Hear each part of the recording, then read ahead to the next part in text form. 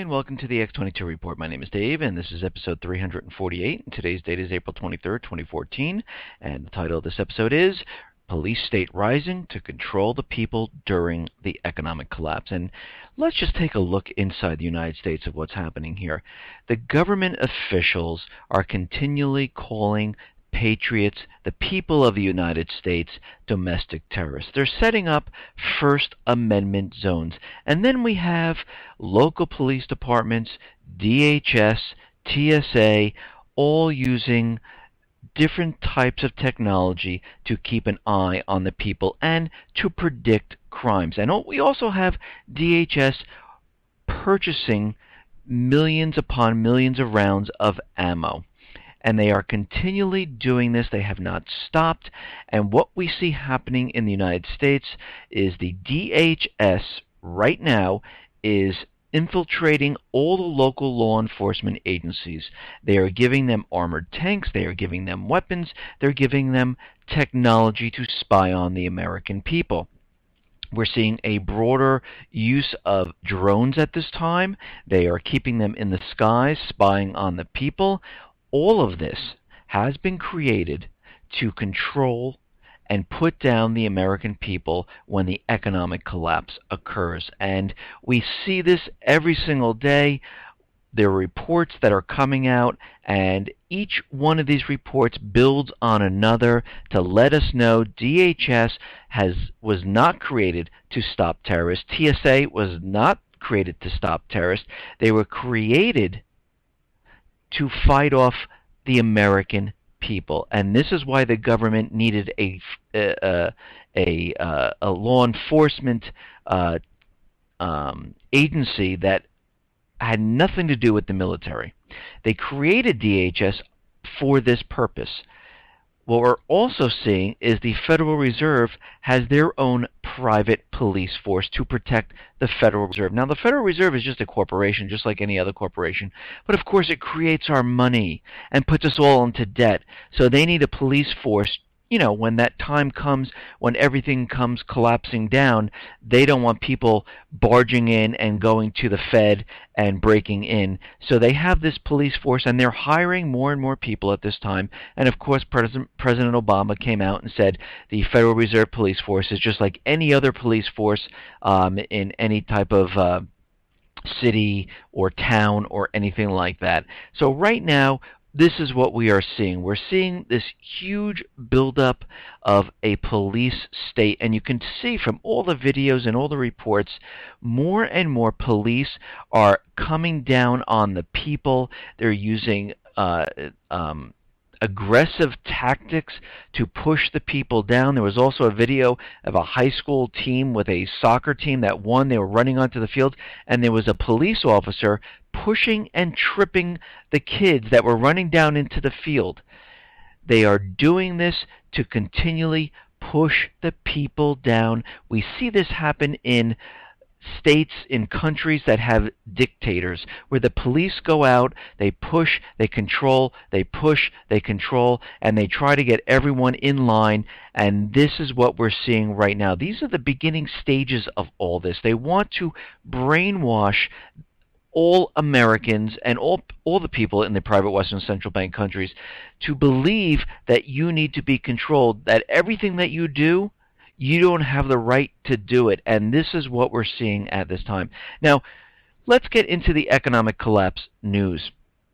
What we are seeing across the European nations, they are having a rough time. They are in a huge amount of debt. It is not getting better. Unemployment is getting worse. And right now, Greece, Portugal, Spain, and Italy, also their public debt hit all-time highs. And this is not getting better. Total Eurozone debt closed 2013 at a level of 92.6%. A year ago, it was 90.7%. 2 years ago, it was 87.4%. So this is not getting better. It is getting worse. And of course, the corporate media is out there letting us know that things are getting better, things are improving, unemployment's coming down, which we haven't seen. The debt is getting better. They're making more money. They're finding more money. They're stealing from Social Security reserves. They're raising taxes on the people that are still working. But all this is completely temporary because as more and more people lose work, as more austerity hits each one of these countries, and as they take on more debt, it just gets worse. Now, here in the United States, what we're seeing is that the U.S. PMI drops. It missed most in 8 months right now for the second month in a row. Markets U.S. PMI dropped and missed expectations. Manufacturers experienced a further solid increase in average cost burdens in April, adding that pricing pressures will feed fears that the recovery remains on a weak foundation of intense price competition. Well, I'm going to let you know that the fears of a recovery, there is no recovery. Everything is getting worse, and it has nothing to do with the weather, as they keep reminding us that it's the weather, it's the weather. Well, we're coming into spring right now, and that argument is really getting old at this point. And we can see from Caterpillar, which their sales have completely been declining. They're not getting better. Last year, 2013, they laid off about 40,000 people. They closed manufacturing plants to boost the company back up. What's funny, though, is that CAT is trading at 52-week highs, and if we really look at their sales, and again, all this doesn't make sense. It's all an illusion. It doesn't make sense because global sales are sliding. Again, Asian Pacific, Latin America, EMEA sales, all which crashed by more than 20%. Sales are dropping across the world, and this is an indicator that things are not getting better. We also had indicator that the Baltic Dry Index continually is dropping. So we can see from all these indicators that everything is not going the way the corporate media, the Fed, the government is telling us. And like I always said, every time they tell us something, it is always the opposite. Now, I know I talk about housing quite a bit, but housing is a great indicator, and every time I report on housing, it seems to get worse and worse and not better. Like all the corporate media is talking about, the president is talking about, and the Fed is talking about. They are telling us that things are getting better, everything's rebounding, and I'm saying the complete opposite because, again, whatever they say, it's always the opposite. New home sales, they have dropped, they have collapsed, they're imploding by 14.5% month over month. It's the lowest since July 2013. Supplies of unsold new homes jumps to 6 months, its highest since October 2011. This is not getting better. And of course, no. It's the weather. This is why people aren't buying homes. This is why we're seeing all of this. But if that is true, and I've said this many times, the weather doesn't affect every single part of the country. Now, we understand the Northeast was blanketed with snow, and they're like, that's why retail's doing poorly. This is why real estate's doing poorly, because we had all of this snow in the Northeast. This is where the population is. But let's just take a look at this for a second. Let's go across and let's spec out the Northeast, the Midwest, the South, and the West, and see what home sales are actually like. Now, in the Northeast, during the bad weather, we saw an increase of home sales of 12.5%. That's very interesting. Well, again, we have to remember Wall Street. A lot of people work downtown. A lot of people have work. They're consulting, and we're starting to see the layoffs hit right now, and this will soon drop because we're seeing the market slow there. But right now, let's give it to them. The weather had nothing to do with the sales of homes in the Northeast, but they're blaming it on the weather. Well, let's take a look here. The Midwest. Sales are down 21.5%. Yes, a couple of the states had some bad weather, but most of them were fine, but an overall negative of 21.5%. Now, we know the South really doesn't get that much snow, so they really can't blame that on the weather. Sales down 14.4%. And in the West, no snow whatsoever. Sales are down 16.7% for a total of 14.5% decline in home sales. So again, all of this is an illusion to make you believe that the weather is responsible for the economic downturn. It isn't, because again, If this is true, then all of these people that were going to sell their homes and all those people that were going to buy homes have the chance to do it now. They should all be running out there saying, guess what? Let's go buy that home. Let's sell the home. We should see a massive amount of homes hitting the market, and we should see millions of people running out there now going to take out those 3%, 5%, no down payment loans, and we are not seeing this right now. And everyone who stopped purchasing in retail needs to run out to the malls right now and purchase as much as they possibly can, because you were pent up in your house not purchasing. We're not going to see this happen, because this is an illusion to make us believe that the weather is the problem. That is not the problem. The problem is the people do not have the money to spend. The people do not have the jobs. The people are looking for the jobs. They are not out there. And most of the banks are keeping the homes off the market. The retail end of it, they're blaming this that online sales is taking over and the brick and mortar businesses are suffering for it, but we're not seeing an increase in online sales to really say that, yes, that's why this is happening. So all of this is kind of fake and phony, and it is a complete illusion, and they are continuing with this. But what's going to happen now as we go through spring, entering into summer? They're going to run out of excuses, and they know this. Yes, by bringing and letting subprime borrowers come in and buy cars and let them buy houses. Yes, we might see a little bump because we're going into spring and summer. Normally we see a bump, but this is not going to be sustained. It will quickly drop off, and what are they going to use? And of course, when we have this little bump, if it does occur, everyone's going to be out, oh, look, it's rebounding, oh my God, and all of a sudden it will start to drop off, and they'll be sitting there going, I don't know. And this is why they need this special event to occur, to take all eyes off of the economic collapse and put it on another country, saying they caused this. Now, in the title of this report, I say the police state is rising. And what we've been seeing is they've been laying out certain laws to control the population. And we see Harry Reid and other government officials out there using the word domestic terrorists, that we should use drones and bomb the Bundy Ranch. I mean, we're hearing all these ridiculous statements come out of our government officials. And really, are these the people that we elected to support the people? Because they are completely not for the people whatsoever at this time. And we are seeing all these laws slowly, incrementally be applied, and making everyone say, oh, okay, yeah, all right, I see, you're allowed to spy on us. Oh, yeah, if we see domestic terrorists, yeah, you can throw them in prison for a year, and they won't have any due process. They could just go into prison. But now we're seeing, and everyone's starting to realize, well, wait a minute, they're calling everyday citizens, the everyday American person, a domestic terrorist, and they haven't really done anything. And this falls into the NDAA realm of putting people into a group and classifying them, and we're seeing this occur. And now all of a sudden we're going to see this 100-mile constitutional free zone, which really doesn't exist, come into play sooner or later, probably sooner.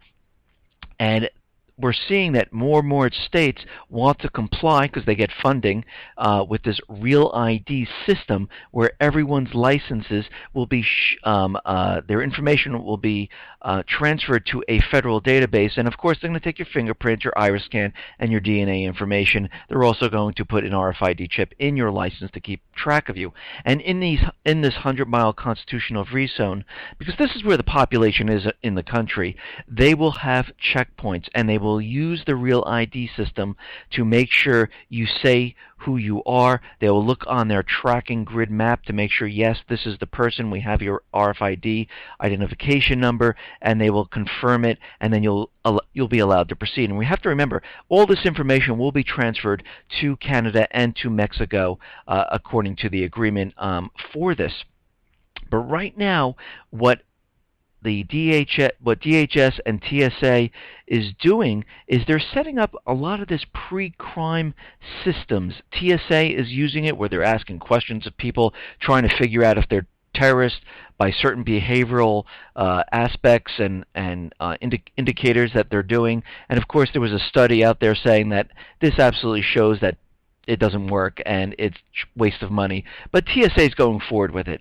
They're also using other pre-crime systems which are monitoring the internet, and they have a special computer algorithm that learns the patterns and produces predictions. This really sounds like Minority Report, where they're going to say, yes, we predicted that this person will be a domestic terrorist, so we need to pick them up, put them on a list, and put them in jail for a little while so we can question this person. But right now, the National Security Agency has collected some 20 trillion phone calls and emails via an expansive nationwide surveillance network. Most Americans have already come to the realization that everything they do is monitored. And yes, it is. It is completely monitored. They see what you're doing. They want to understand and put you on specific lists. And I've said this many, many times before. The next generation of systems are being used to actively monitor your digital interactions, your surfing habits, conversations, and daily sentiment in an effort to predict your future behavior. Researchers at the University of Virginia, funded by the U.S. Army, recently demonstrated that they can not only gather information from your personal Twitter account, just like the NSA, but also aggregate and analyze the information with advanced predictive algorithms designed to determine what you're going to do next. And they're going to try to use these systems to blanket everyone with this algorithm, get all the data, put you on a special list that one day you might become a domestic terrorist, might commit a crime, or be against the government. And you'll be put on a certain list. Like I said, DHS right now with the Fusion Center and NSA is spying on all Americans, as we all know. They are creating social profiles of everyone. And we understand that they have the ability with the blimps in the air and the drones in the air.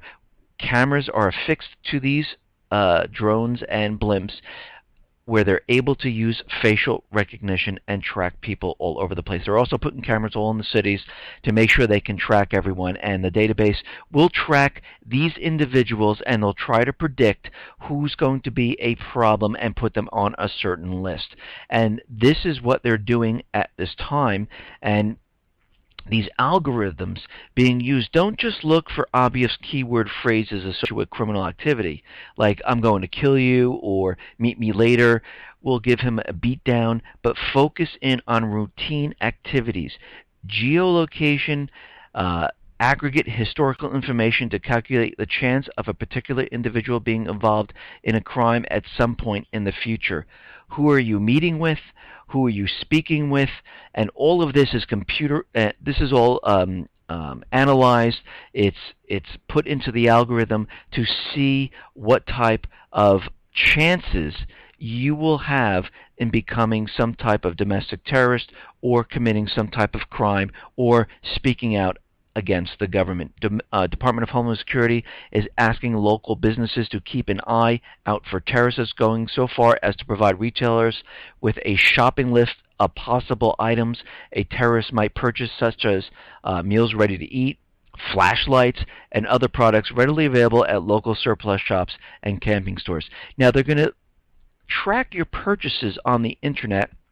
They're having store owners track your purchases. So when you're out there and you're purchasing a flashlight, you're purchasing a tent, you're purchasing a generator, all of this is being taken, put into a algorithm, creating this social profile and tracking each person. And you can see how this is all starting to come together now. And they are really pushing this with their agenda to make sure they blanket the country, and they understand and know what everyone is doing. Now, the LA County Sheriff Department secretly spied on the entire city of Compton via a drone. The LA County Sheriff's Department secretly used a civilian aircraft to monitor 10-square-mile area in Compton, recording high-resolution video of all that happened in the region. We literally watched all of Compton during the times that we were flying, so we could zoom in anywhere within the city of Compton and follow cars and follow people, said Ross McNutt, This is of persistent surveillance systems. The technology can stay in the air for about 6 hours and is being marketed to police departments across the United States, allowing police to rewind recordings to watch areas they couldn't monitor in real time. This system then will be hooked up to facial recognition. This system then will be hooked up to their new Prevent a Crime and hooked into the algorithm to see what you are doing, who you're meeting with, and we can see what is happening here. This system was kind of kept confidential from everybody in the public. A lot of people do have a problem with the eye in the sky, the big brother, so to mitigate those kinds of complaints, we basically kept it pretty hush-hush. I'm sure that once people find out this experiment went on, they might be a little upset, and this is coming from Ikatani, that's what he said, but knowing that we can't see into their bedrooms, yeah, okay, they can't see into the bedrooms, they can't see through your windows. Of course, they're using different cameras that can see through walls, that can see through homes and windows, and they can see exactly what you're doing. So that's false, fake, and but they're trying to protect themselves. So they've been doing this in secrecy. They didn't want people to know because, again, this is a violation of everyone's rights, and this is why they had to keep it quiet. Because if it was on the up and up, they wouldn't have a problem telling everyone. But having these drones in the skies monitoring everyone with facial recognition and this new algorithm, they will understand, they will create these social profiles, they will know where you are, what you're doing, who you're talking with, and if you are a threat. And this is the rise of the police state. It is happening right in front of us right now. And Homeland Security, as we know, is continually purchasing millions and millions of rounds of ammunition. And the Department of Homeland Security announced that it is seeking an ammunition dealer who can provide 25 million shotgun rounds to the agency over a 5-year period. 25 million shotgun rounds. That is a lot of ammo. The solicitation posted on the FBO.gov states that the U.S. Customs and Border Protection that states that they're going to be using it for Customs and Border, but it's also going to be spread out to all Department of Homeland Security departments. So again, this is being prepped for what is coming. They are prepping for the collapse. They are prepping for what the people are going to do. And they can see just by what's been happening at the Clive and Bundy Ranch, this is making them very, very nervous. And it's not just the DHS that's ordering ammunition. We know the IRS is. We know the Postal Service is. We know the Department of Education is. They are all building up arms, ordering ammunition. We already know the BLM, and those most likely were contractors, but they have weapons, they have snipers, they have helicopters, and they manage land. Now the Postal Service, they deliver mail and packages, but they need ammunition and weapons. Does it make sense? It only makes sense because they understand that all of these government agencies are going to be called upon to protect the government because they are afraid. They are the grasshoppers, we are the ants, and they are afraid of millions upon millions of ants rising up and saying, we are not going to take this anymore. And of course, this is a Bug's Life reference, which I made yesterday. So this is what they're nervous about. This is why Harry Reid is looking out there saying these are domestic terrorists, and if this is what the Patriots domestic terrorists have the ability to do, we should all be scared. And yes, they should be scared because the people, when pushed back in against the wall, they have no other place to go but forward now.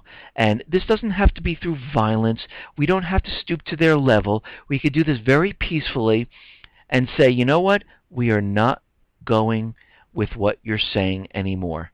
We don't agree, and if you do not start doing the things the way that we want them done, you will be removed from office because we have a contract with the government and you're supposed to follow it. And if you do not want to follow it, we will remove you right now. Okay, now as we know, Obama is making the rounds out in Asia. He's securing and making sure that everyone realizes that he is completely behind the pivot to Asia. He's supporting it, and he's not going to let them down. And President Obama was in Japan, and he clearly stated that the Senkaku Islands are subject to Article 5 of the Japan-U.S. Security Treaty. The policy of the United States is clear. The Senkaku Islands are administered by Japan and therefore fall within the scope of Article 5 of the U.S.-Japan Treaty of Mutual Cooperation and Security. Article 5 stipulates U.S. defense obligations to Japan, which apply to territories under the administration of Japan. Obama's commitment therefore means the United States will defend Japan in the event of a Chinese incursion on the islands, over which China also claims sovereignty. So we can see what's happening right now. We have a flashpoint out here in the Pacific. We have it in the Middle East. We have it in Africa. We have it in Ukraine. All these areas are problem spots at this time because the agenda is to provoke those countries into doing something to start this war. This is why Japan is out there and China. That's why they're fighting over the Senkaku Islands. Japan, United States, their directive is to provoke China. Let's see if we can get them to do something. We see it happening in the Middle East right now with Syria and Iran. And the other countries there, Lebanon, Libya, Iraq, Yemen, where the people are rising up. These are all flashpoints. In Africa, Central Africa, they're having a very rough time there.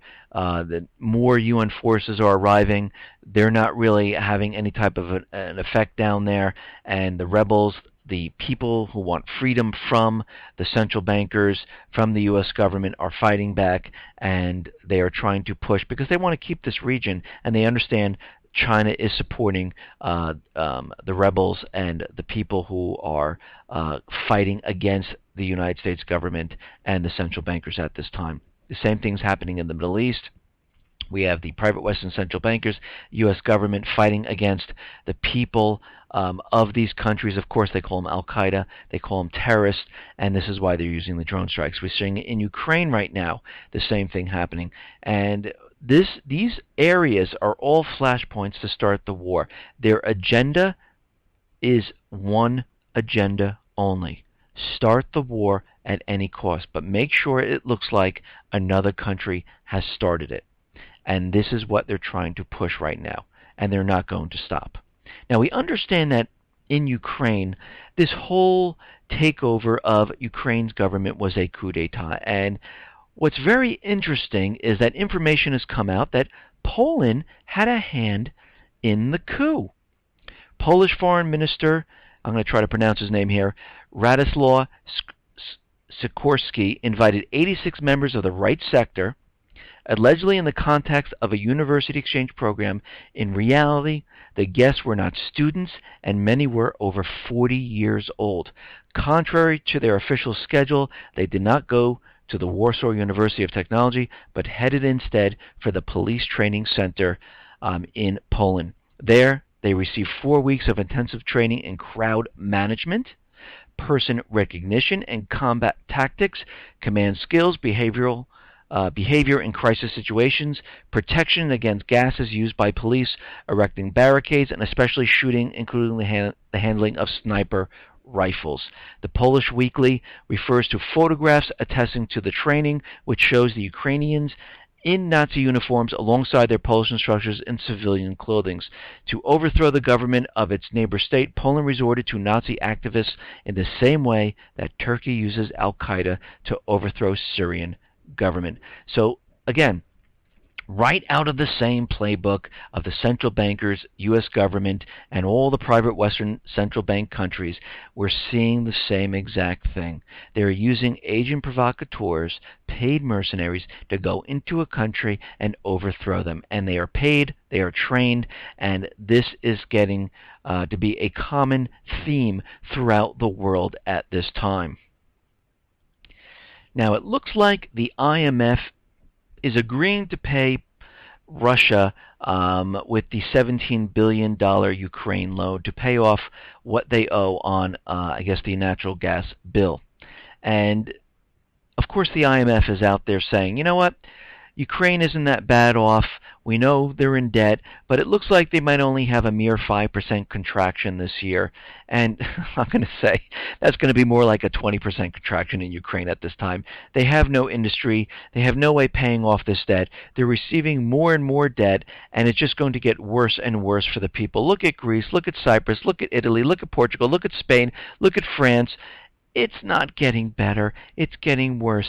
And they have no hopes of coming out of this. So when they say a 5% contraction, you know you need to take that and multiply that by 5 times. So it's going to be much, much worse in Ukraine at this time.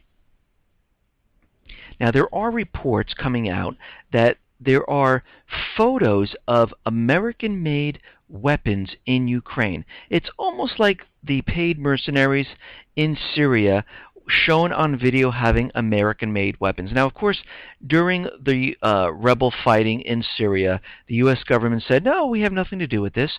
This is grassroots. They're fighting. They want Assad out. We're not supplying them with any type of weapons.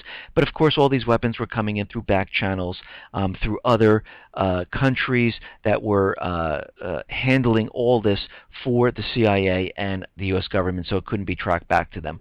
The same thing's happening in Ukraine.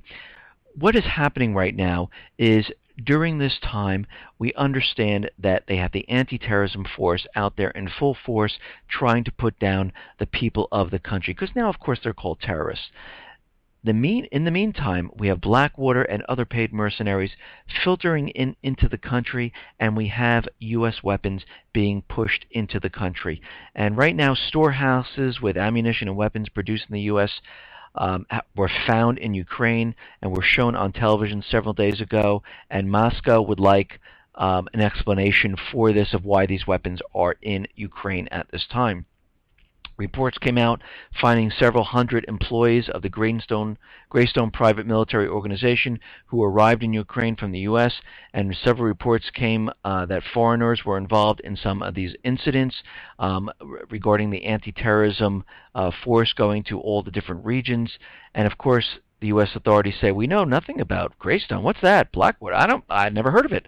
And of course, they're not admitting to anything. Greystone says, well, you don't know what you're talking about. And of course, they're not going to admit that they're actually there. And all of this is coming about because we understand that all of this is happening for a specific purpose. The purpose is to continually provoke Russia in this situation. They want them really to start something. They want this to be pushed forward because they really need this war agenda to be going forward.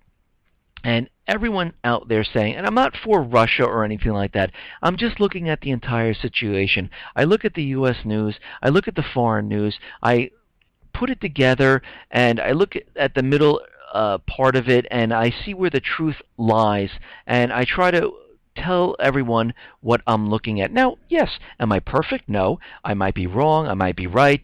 And again, these are all indicators. This is all information that allows you to keep an open mind of what is going on in the world.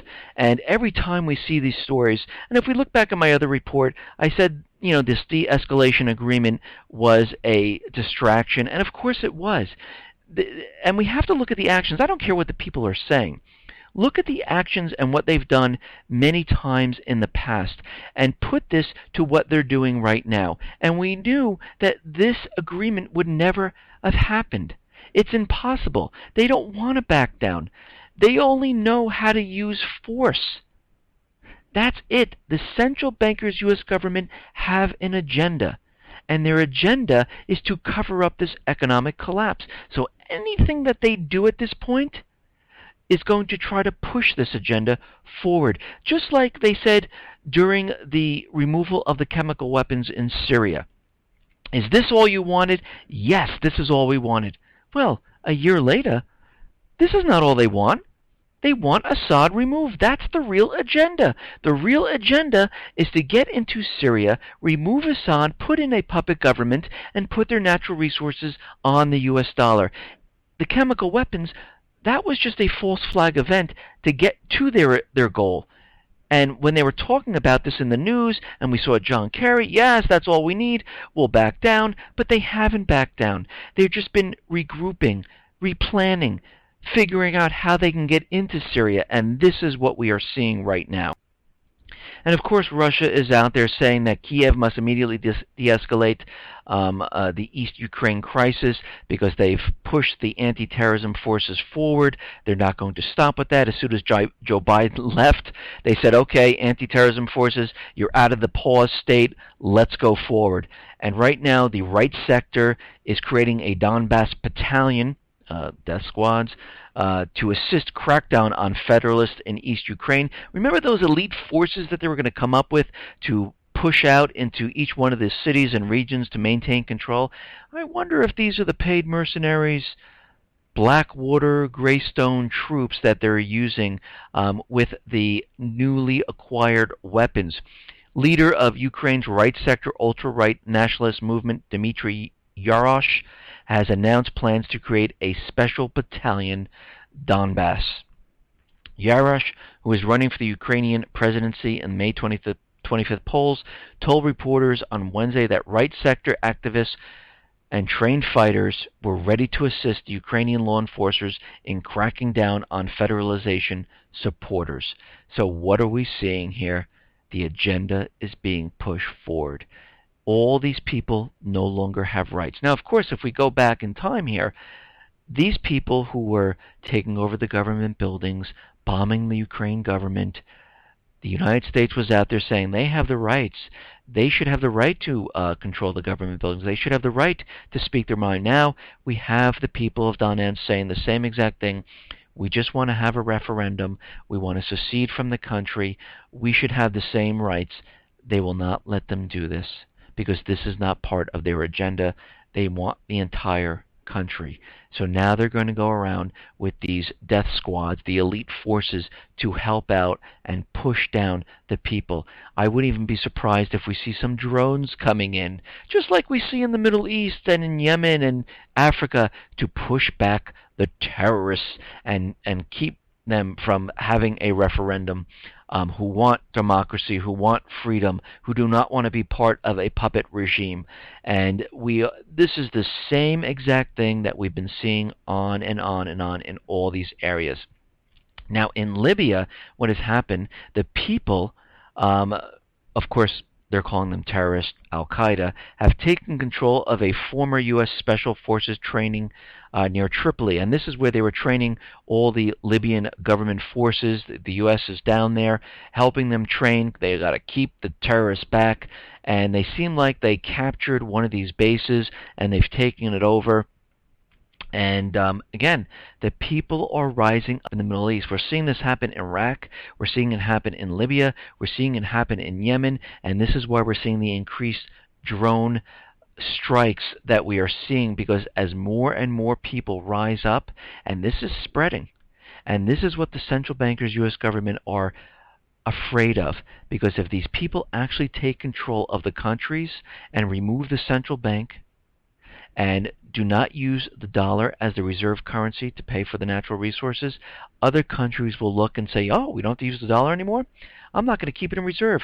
Let's send it back to the United States. Those dollars will hit the United States. The dollar here in the States will devalue, and countries will use maybe the ruble, maybe the yuan, maybe gold, maybe the euro, or any other currency they decide to use.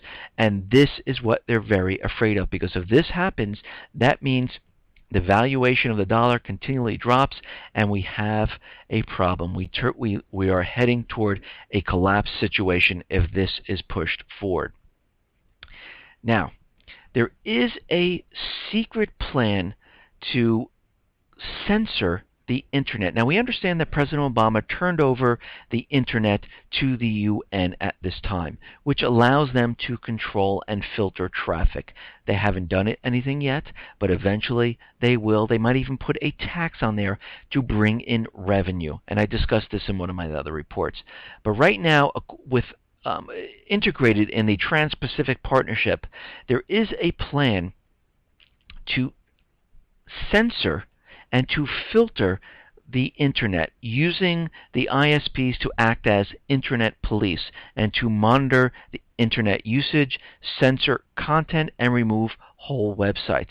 It will give media conglomerates centralized control over what you can watch and share online. Once key leaders finalize TPP, internet censorship plans, those plans will be used to globalize censorship. So with having the UN take control of the internet at this time, and if this TPP goes forward, we can see a complete censorship of the internet, and we can see the censorship going, you know what, they're talking out about the government, block that. We don't want to hear about this alternative media site, block that. You can't look at this video, block that. We see it happening in the puppet regime in Turkey. The government all of a sudden, oh no, wait, this is against the government, let's block YouTube. Oh wait, Twitter, we will see the same thing happen here if they get their way. Now, there is a report out there that we should be very worried about Cybergeddon. The world is on the verge of a cyber shock similar to the 2008 financial crisis, a new study says. Zurich Insurance has drawn a parallel between the mortgage market problems which resulted in the global financial crisis 7 years ago and a potential major cloud provider failure, the consequences of which might be just as grave. Now, let's just think about this for a second. They want us to believe right now that if a cloud system is hit, it is integrated into the financial, the stock market, and into many other systems. And this could bring down the entire internet, and it could have huge ramifications, economic ramifications, just like the 2008 financial crisis. And this goes on to say, just imagine if a major cloud service provider had a Lehman moment, with everyone's data there on Friday and gone on Monday. If that failure cascaded to a major logistics provider or company running critical infrastructure, it could magnify a catastrophic ripple running throughout the real economy in ways difficult to understand, model, or predict beforehand. Few people truly understand their own computers or the internet or the cloud to which they connect, just as few truly understand the financial system as a whole or the parts to which they are most directly exposed. Now, what they're saying is we could have a complete economic breakdown and the whole system could come to its knees. This is being planned right now because they understand the economy is collapsing. They want people to believe there could be a cyber attack, someone could hit a cloud system, it could bring down the financial institution, the power grid could be hit. The entire system can be brought down, and they are continually convincing everyone that this is going to happen. And if it does happen, this will be the false flag event that I've been talking about.